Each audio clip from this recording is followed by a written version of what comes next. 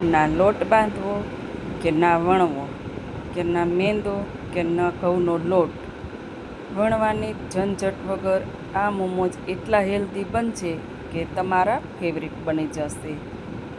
આ મોમોજમાં આપણે મેંદાનો લોટ કે ઘઉંનો લોટ કાંઈ પણ નથી યુઝ કરવાનું અને સ્પેશિયલ આપણે જુવારના લોટમાંથી જ બનાવવાના છે. ખાવામાં ખૂબ હેલ્ધી છે. તો ચાલો શરૂ કરીએ. અત્યારે જો અહીંયા મેં બધા જ વેજીટેબલ્સ આવી રીતે કટ કરી લીધા છે. હવે ચોપરમાં આપણે ચોપ કરી લઈ.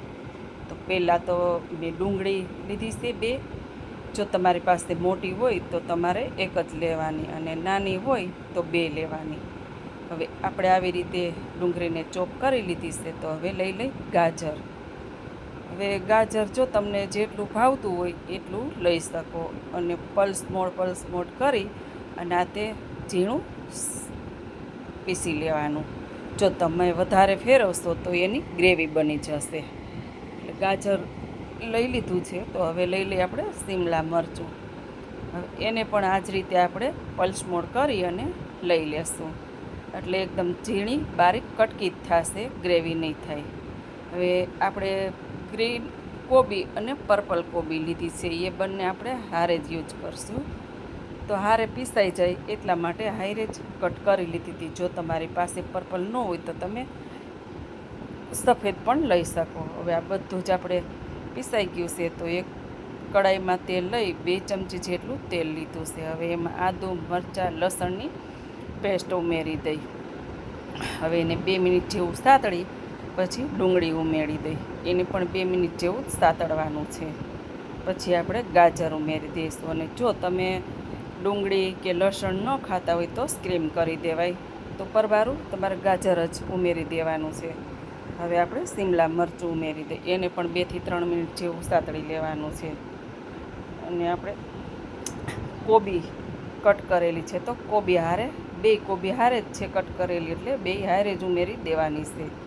અને આને બહુ નથી સાતળવાનું કે થોડું જેવું જ શેકવાનું છે. એટલે કચાશેની દૂર થઈ જાય. ઉપરથી કાળા મરીનો પાવડર, સ્વાદ મુજબ મીઠું બંને ઉમેરી અને થોડી વાર હલાવવાનું. અને પછી આપણે ઉમેરવાનો છે ડાર્ક સોયા સોસ. જો તમને પસંદ આવે તો ઉમેરવાનો, નહીંતર સ્કીમ કરી દેવાનો. અને સ્વીટ રેડ ચીલી સોસ ઉમેર્યો છે સાથે. જો તમારે ગળ પણ વધારે જોતું હોય તો વધારે ઉમેરી શકો. ગાજરમાં નેચરલી ગળ પણ હોય જ છે. હવે તેમાં 1 વાટકી જેટલું મેં પનીર છીણીને લીધું છે ને સાથે લીલા ધાણા લઈ લીધા છે. હવે આ બધું આપણે 5 મિનિટ જેવું શેકાવા દેશું. અને આ મોમો તમારે લસણ ડુંગળી વગરના પણ ખૂબ જ ટેસ્ટી બને છે. જો લસણ ડુંગળી ન ખાતા હોય તો કોઈ વાંધો નહીં, સ્કીમ કરી દેવાનું. અને તોય પણ ખાવામાં ખૂબ જ ટેસ્ટી બને છે. અને જો તમને ચીલી સોસ કે ટમેટો સોસ ભાવતો હોય તો એ વધારે ઉમેરી શકો. હવે શેકાઈ ગયું અને ઠંડુ થઈ ગયું છે. તો હવે આવી રીતના આપણે બોલ્સ વાળી લેશું. બોલ્સને આપણે એકદમ ટાઈટ કઠણ વારવાના છે. આ રીતે હાથની મદદથી પ્રેસ કરી અને વારી લેવાના છે. હવે આમાંથી આપણે 20 બોલ્સ બનશે. જો તમે કેવી રીતની સાઈઝ વારો છો, મોટા વાળતા હોય તો ઓછા બને, નાના હોય તો થોડાક વધારે બને. પણ હું અત્યારે આવડા વાળું છું એટલે 20 જેવા બોલ્સ બનીને તૈયાર થાય. તો આપણે બધા જ બોલ્સ બની ગયા છે. જો આ રીતે આવડી સાઈઝના છે. અને હવે લઈ લીધો છે જુવારનો લોટ. હવે જુવારનો લોટમાં પણ અત્યારે 2 થી 3 ચમચી ચપટી જેટલું મીઠું ઉમેરી દેવાનું છે હાઈરે. એટલે ખાવામાં થોડોક ઉપરનું લેયર આવે તો મોરું ન લાગે. હવે એને આપણે આવી રીતે કોરા જ લોટમાં રગદોળવાના છે. અને રગદોળી અને હાથેથી આ રીતે દબાવી પ્રેસ કરી અને મૂકતા જવાના છે. બધા જ બોલ્સ આવી રીતે વાળી લઈએ. આ એકદમ ખૂબ હેલ્ધી ખાવામાં છે. જો બાળકને તમારે મોમોજને એવું ખાવાનું મન થતું હોય તો તમે આવી રીતે જુવારના લોટમાંથી, હેલ્ધી કે રાગીના લોટમાંથી બનાવી શકો. હવે આપણે 1 વાટકીમાં પાણી લઈ લીધું છે. તેની અંદર આ રીતે ડીપ કરી દેવાનું. ડીપ કરી પછી પાછું આપણે કોરા લોટમાં રગદોળવાનું છે.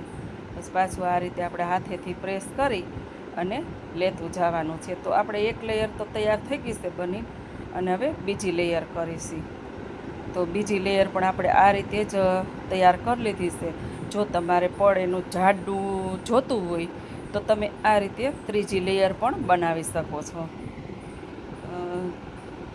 જાડું લેયર ભાવતું હોય તો જાડું કરી શકાય, તો 3 વાર લેયર ચડાવી શકાય. અને આ જ રીતે કરવાની, ખૂબ જ ખાવામાં ટેસ્ટી બનશે.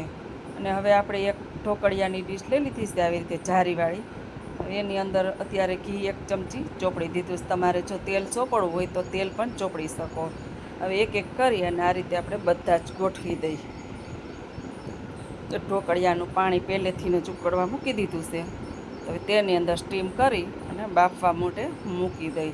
હવે જો તમારે આ એકદમ ઓઇલ ફ્રી બનાવવા હોય તો તમે એને વઘાર નહીં કરવાનો અને એમને ડાયરેક્ટ તવો તપી જાય એટલે ડાયરેક્ટ વઘારી દેવાનું. 1 ટીપું તેલ વગરના પણ બનીને તૈયાર થાય. તો આપણે મોમોની એક ચટણી બનાવી લઈ.